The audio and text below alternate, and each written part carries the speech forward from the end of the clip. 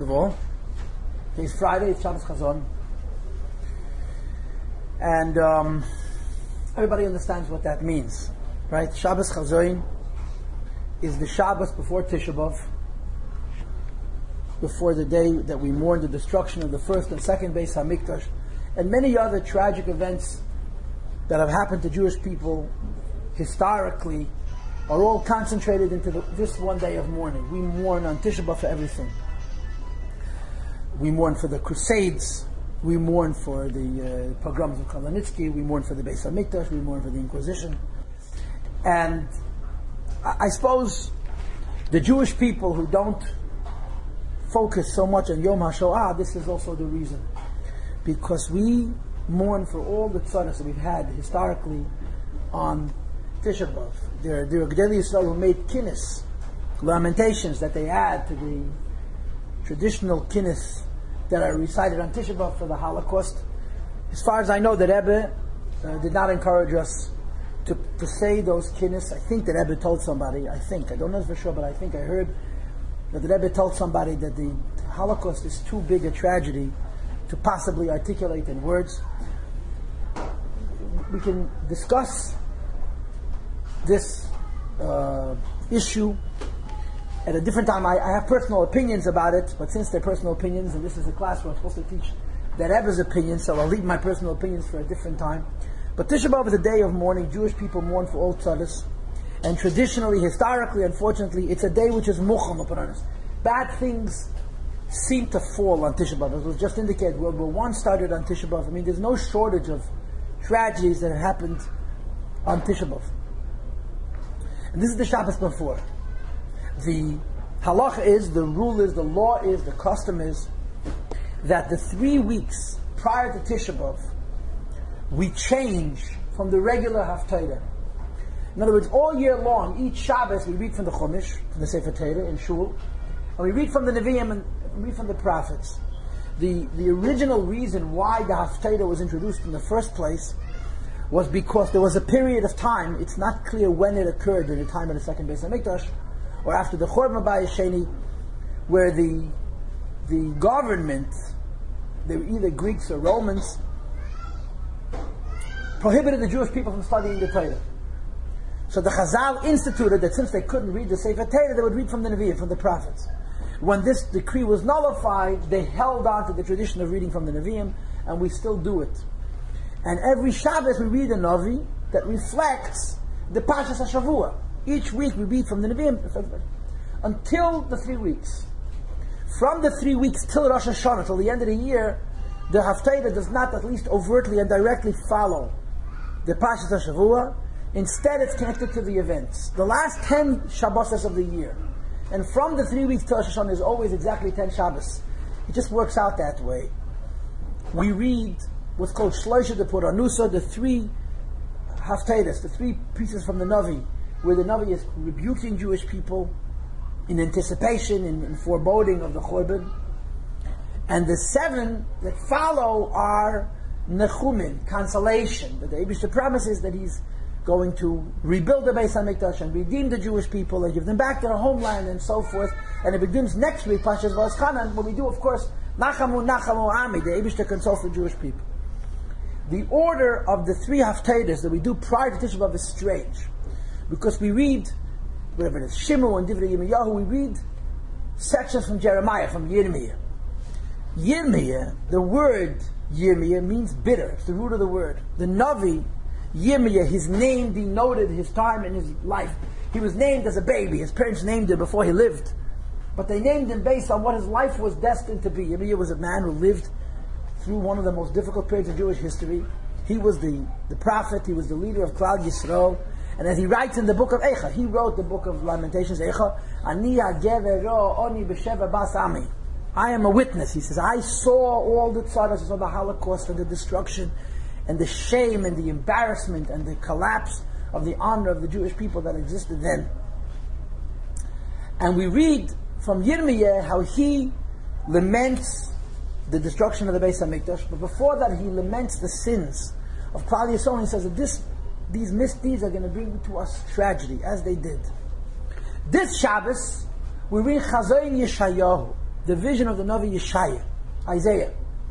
Yeshaya lived much before Yirmiyah. Isaiah lived about 100 years before Yirmiyah. And the word Yeshaya does not denote bitterness. To the contrary, it means salvation, Yeshua, to spare from tzaros.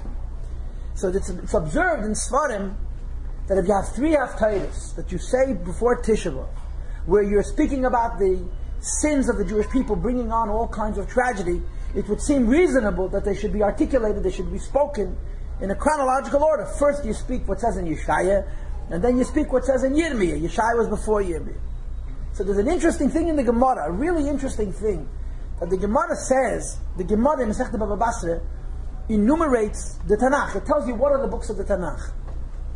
And it places Yeshaya last.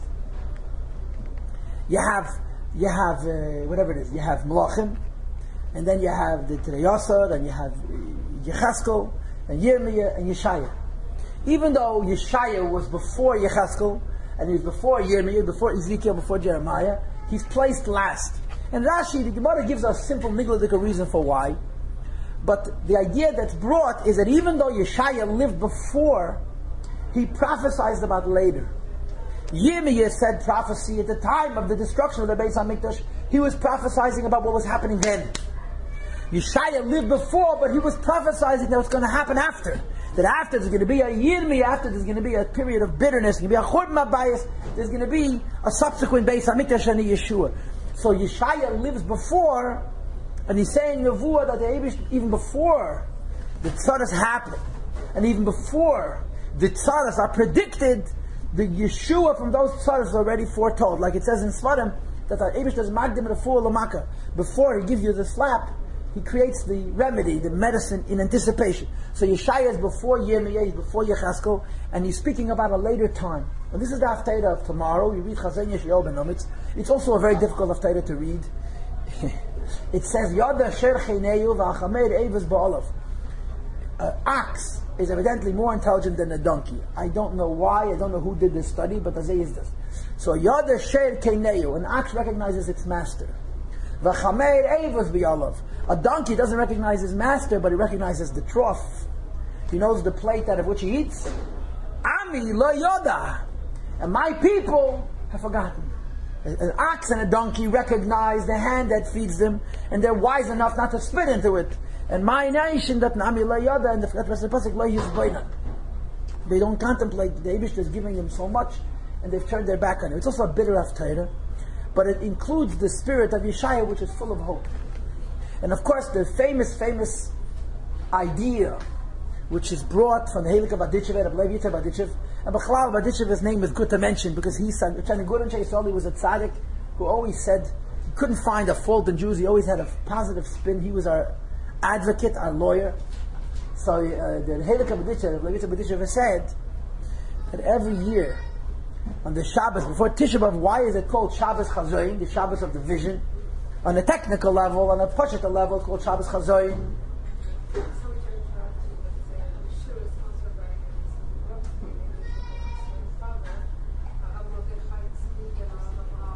Mordechai Tzvi ben Abavram. Okay, the Neshama Zohar ben Aliyah. Ben Aharon. Your maiden name is Charatonim. Okay. The Shalom Charatonim is a brother.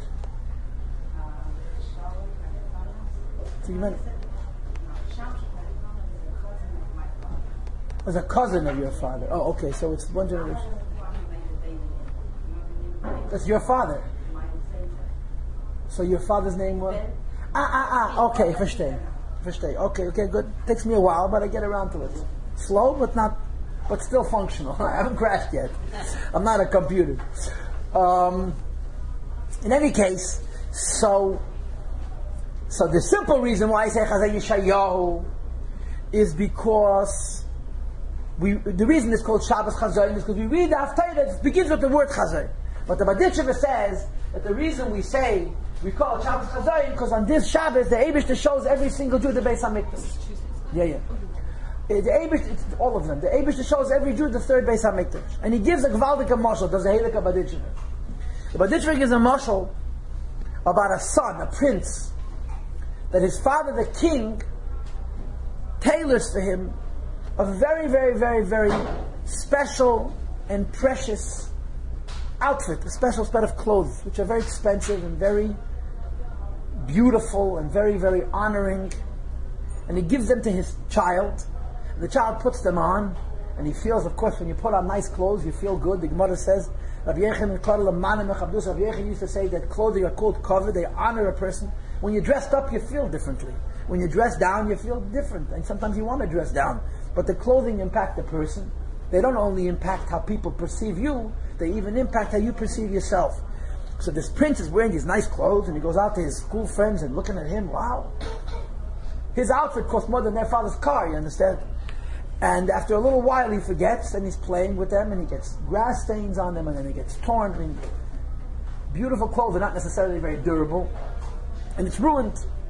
When his father sees what he's done to this very, very precious and expensive and beautiful outfit, he gets very upset. He says, "You forgot you're a prince." "Yeah, I went to school with my friends." "Yeah, I know, but you're different than your friends. They're kids, and you're going to be a king. And as a child, a future king has to reflect the fact that he's the prince. I'm going to make you another outfit. Remember, you're different than them." So in any case, the king has a second outfit designed, and it's tailored, and the boy gets this beautiful set of clothes, and this is even nicer than the first, and it's slightly different, naturally. And he puts them on, and he comes to the schoolyard, and now he's not playing with his friends, he's a prince. But that doesn't last very long. Sure enough, after a while he forgets that he's a prince, and he's playing with his friends, and he ruins it. And his father's very upset, and his father says, "I'm going to make you the nicest outfit yet, but I'm not going to give it to you," he says. "I'm going to put it in the showcase and put it in the closet, and I'm going to show it to you periodically. And when you're grown up, it's yours." And he puts his outfit in the closet, and from time to time he shows it to his son and says, "Look, when you deserve it, you can have it. It's yours." So the Heilige Badisha said that every year, the third Beis HaMikdash, the Gemara says there's different opinions, but the Yerushalmi says, Rashi and Tosfos say, there's Bono U'Meshuchel B'Shamayim, it's already been prepared, it sits in the heavens, and it waits for the Jewish people to deserve it, and then the third Beis HaMikdash comes down from the heaven. And the Shabbos before Tisha B'Av is called Chazon, because the Eibishter allows us to see the third Beis HaMikdash. And the previous Rebbe used to say that Zakei Hara'os, people with holy eyes, with pure eyes, have the chus to see the third Beis HaMikdash. I have a suspicion that the Beis HaMikdash right now doesn't look like a house. It's not our concept of a building. It's a Ruchnistic idea. But this is why it's called Chazon. The Shabbos before Tisha B'Av, there's a revelation that is setting the stage for the building of the third Beis HaMikdash. And this is, of course, consistent with the basic Chassidic approach to Tisha B'Av.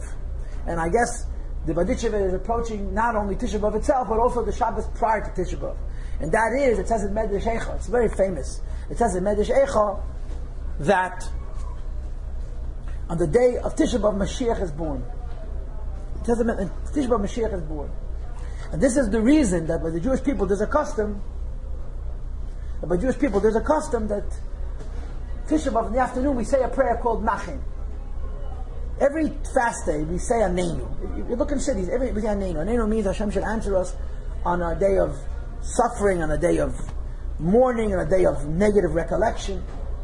But on Tisha B'Av, in addition to saying Aneinu, which we say in the bracha of Shema Keleinu by Mincha, we also say in the bracha of Eli Yerushalayim a second tefillah, which we say only on Tisha B'Av once a year. It's called Nachem. Nachem is a prayer that the Eibusher should console us. And we don't say Tisha B'Av in the morning. We say only Tisha B'Av in the afternoon. And it says in Sfarim the reason why, because Mashiach the King was born Tisha B'Av. So we're asking the Eibusher Tisha B'Av in the afternoon that he should bring us Mashiach, that his Neshama has a special connection to the day of Tisha B'Av. And the Chassidus explains that in Yiddishkeit, in the Eibishter's world, first of all, there's no such thing as destruction.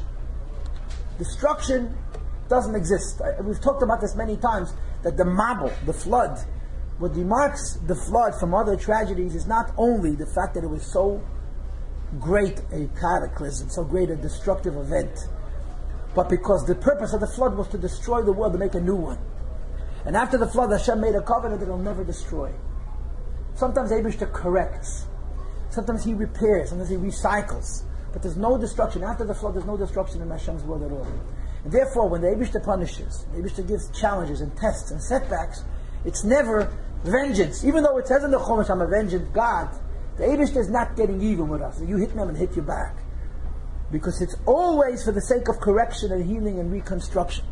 And this is what we call in our form, in the Chassidic form, Yerida Tzairach Aliyah. Every diminution, every decline, every step down, every negative that we encounter is expressly for the sake of bringing us to another level. And if the decline is greater, if the descent is lower, then the ascent has to be even higher. And since Tisha B'Av is the lowest fall, the culmination, the reversal, the transformation of Tisha B'Av has to be the greatest ascent. We say when Mashiach comes, and Rambam even says it, that it becomes a Yom Tov. And evidently the Shabbos before Tisha B'Av also goes into this category, and that's why Dafka on this Shabbos, the Erev shows us the third Beis HaMikdash. And it says in Sfarim, it says in Chassidus, that Hamisha B'Av, the 15th day of Av, is the other side of Tisha B'Av, and that's why it says that it was the greatest Yom Tov. Doesn't the Mishnah was the greatest Yom Tov because it follows the greatest tragedy, the greatest negative. And of course, this is Al-Zeh Gutta Teres. Everything I just said is true because it says in holy books. But we need to see Mashiach with our physical eyes. We don't need Mashiach in Sfarim, we have Mashiach with the Fleish Goyim, like the Marash. I'm sure you know the story, that there was a year, Tafresh Chas, that it said in Sifrei Kabbalah was a Ketz. It was a year that was destined for the coming of Mashiach. So when the year came and the year left, the Mashiach didn't come, so the Rebbe Marash came to his father, the Rebbe, the Tzemach Tzedek, with a complaint, how come Mashiach didn't come?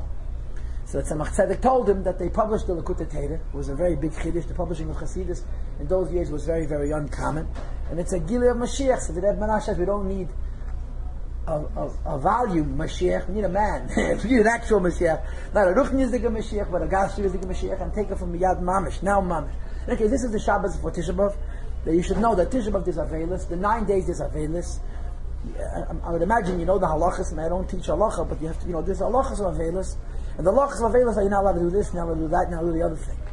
And Chas v'Shalom, Chalil v'Chas, to stop playing with the Shulchan Aruch and deciding that things are different, and we're not. We're Chassidim Takeh, and we have a Munah, but the Shulchan Aruch has to be followed to the letter of the law. Nobody has an authority to modify the Shulchan Aruch one drop. And when it comes to 9 days, there's halachas of 9 days, about washing and washing clothes, and buying clothes, and listening to music, and making weddings, and so forth and so on. Shidduchim is an another. I should say this in Vetakler, but Shidduchim make memach. Have to be very careful, not Chas v'Shalom, to get so enlightened that we think that because we're so inspired that the Shulchan Aruch is taka important, but my inspiration is more important. What defines us as from a Yidden is that the Shulchan Aruch is a Ne'el Ragleim. The Shulchan Aruch is never touched, no matter what. So there's Avelis, there's 9 days, and there's fasting Tisha B'Av, and so forth. At the same time, there's a Alta Chassidic Wort, Mishenichnas Av Mematin B'Simcha. It doesn't say from the Chabad Rebbes, from one of the other Chassidic masters. And the Rebbe used to repeat it all the time in the name of one of the great Chassidic leaders, I forgot who, that it says in the Gemara says, Mishenichnas Av Mematin B'Simcha. When the month of Av comes, Mematin, we have to diminish in joy. And then of course it also says, Mishenichnas Oder Marbin B'Simcha. When the month of Adar comes, Mematin, we add in joy. So this Chassidic Rebbe translates, Mishenichnas Av Mematin. The month of Av comes, and it's a negative month, it's a sad month. How do you take away from the sadness of Av, B'Simcha, through joy itself? There's a conflict. Torah says it's Avelis, it's a time of mourning, and there are strict halachas, practical rules. You don't eat meat, you don't drink wine.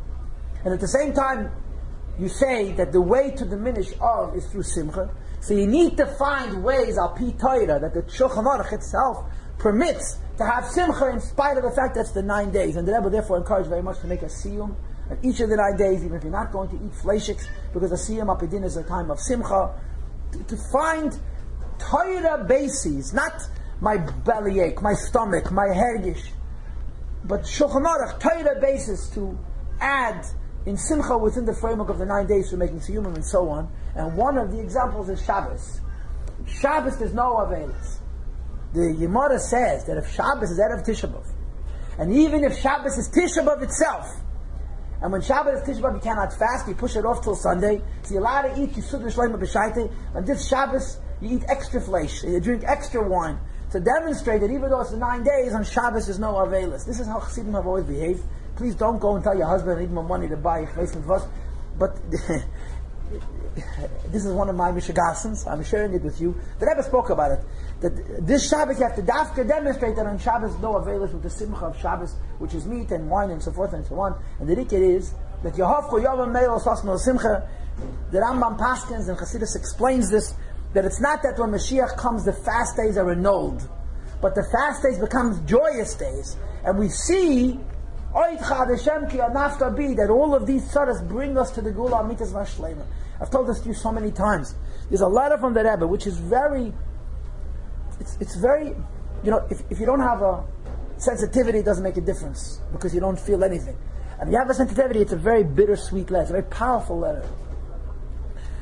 When Israel became a state, when Ben Gurion was alive, I mean, he was no Orthodox Jew, Ben Gurion, but he had this idea that the president has to be a Mesarti, the president has to be a traditional Jew. That's why he asked Shazad to be president. He felt that there's got to be, you have to fight with religion, but you have to have symbolism. Someone has to carry around the lulav, and that's like you should make fun of him. So the first president of Israel was a man by the name of Mr. Ben Tzvi. He held that position till he died. And when Shazar became president, they were afraid he would live too long, so they made a policy about whatever it is, 2 terms of 5 years. This Ben Tzvi was a Zionist. I don't know if he was 100% Orthodox, but he was a traditional Jew. And the Rebbe corresponded with him, like the Rebbe corresponded with all the great leaders. And the official title of president is Yossi. So there's a letter. It's a very famous letter. You've heard about this letter from me many times. The Rebbe addresses him in the letter as Mr. Ben Tzvi, without any titles. It's 1955, which is 10 years after the Holocaust, 10 years after the Holocaust is very close. And the Rebbe writes to him a letter, and then in the Nun Beis is a postscript, there's a PS. And in the PS, the Rebbe says as follows. He says, I'm sure you were noticed that I didn't address you as I'm supposed to. You're the president of the state of Israel, and the appropriate allusion, the appropriate reference is Yossi. He says, but it's very difficult for me to address that term to anybody. And then he says, the Rebbe writes about himself, from the time I went to Cheder, and even before, I began to create in my imagination how the world is going to look when Mashiach comes. And I visualized the coming of Mashiach Tzidkenu. And he writes that the greatness of the personality and the good that Mashiach brings to Yidden and to the whole world is so powerful that it justifies Nebuch Yiddish Tzaras. It's a pasuk in Tanakh that when Mashiach comes, we thank Hashem for the Tzaras because we see how it brings the Geula. And if you write that today, it's hard. You wrote it in 1955. It says to him, this writes to him that. So in my mind, the word Yossi is a reference to Mashiach because in Tanakh, in the scriptures, in the Tanakh, the denotation Yossi is unique to Mashiach. Says the Rabbi, I am so sensitive to the connection between this word and Mashiach Tzidkenu that it's difficult for me to write the word Yossi regarding anybody else. And then he says, if I felt that you wouldn't understand my sentiments, I would address you appropriately. But since I know that you're a sensitive man, and that you also appreciate Ruchnis, so I've permitted myself not to address you as Yossi because it's difficult for me. It's the Rebbe writes in the letter. It's very powerful. I mean, either you say, what's the big deal? It's words. But if you feel, you understand, the Rebbe feels tzaras. The Rebbe feels Jewish pain. The Rebbe feels what it means, 6 million Jews. And then the Rebbe says, Mashiach's going to have to justify that. You understand such a thing? It's impossible to understand such a thing. This is what the Rebbe writes in the letter, and I'm repeating it, and I'm saying, when the Rebbe wrote those words, he felt what he was saying. It's not just diplomatic nicety. It's not just a formality. It's a human being writing his neshama to another human being. It's in the Ignis. It's in the Ignis. At the time, I doubt it. It was a personal letter written to a man. He passed away in the 1950s when the Ignis were published. His children already read it in some of Yennevelt. The Ignis were published 30 years after he died. So it's published in the Ignis with his name and everything. It's published. As far as I know, the letter was not known of until it was published from the Rebbe's archive. It was not made public at the time. In any case, so this is the Shabbos before Tisha B'Av. Now,